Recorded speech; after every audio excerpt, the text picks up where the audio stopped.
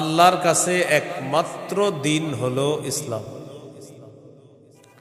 সূরা আলী ইমরানের 85 নম্বর আয়াতে আল্লাহ বলেন, ওয়ামাই ইয়াবতাগি গায়রাল ইসলামি দীনান ফালাই ইউকবালা মিন।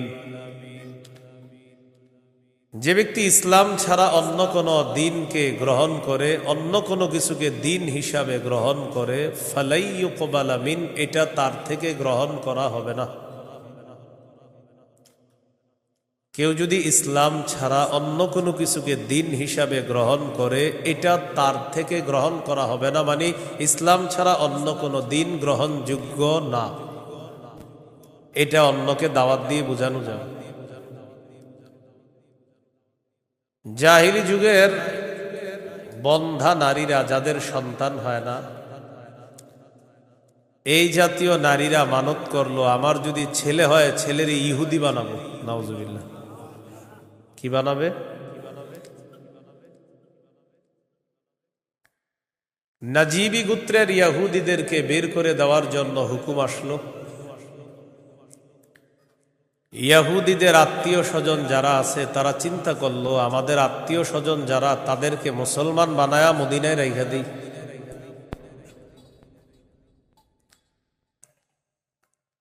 হুসাইন আল আনসার নামে নবীর একজন সাহাবী, তিনি রাসূল সাল্লাল্লাহু আলাইহি সাল্লামের কাছে গেলেন, গিয়ে বললেন, ইয়া রাসূলুল্লাহ,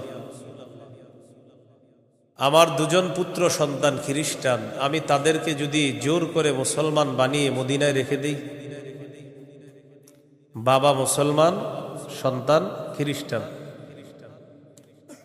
রাসূলুল্লাহ সাল্লাল্লাহু আলাইহি সাল্লামকে বললেন, আমি আমার দুই পুত্রকে যদি জোর করে মুসলমান বানিয়ে রেখে দেই,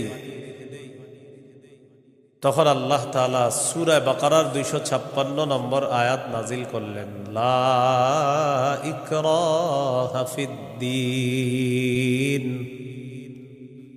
ইসলাম গ্রহণ করার ক্ষেত্রে জোর করা যাবে না।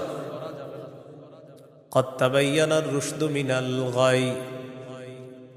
হেদায়েত স্পষ্ট হয়ে গিয়েছে গুমরাহি থেকে, পথভ্রষ্টতা থেকে। কোনটা হেদায়েত, কোনটা গুমরাহি, এটা মানুষের কাছে স্পষ্ট। এই কথা আল্লাহ কেন বললেন? হেদায়েত মানুষের সামনে এখন স্পষ্ট, এখন যদি মানুষ গ্রহণ না করে, এটা তার হতভাগা হওয়ার লক্ষণ। যদি সে গ্রহণ করে, এটা তার সৌভাগ্য, সে একজন সৌভাগ্যবান। সে সৌভাগ্যবান হওয়ার লক্ষণ হবে যদি হেদায়েত গ্রহণ করে। জোর করে বলা যাবে না তুমি মুসলমান হতেই হবে।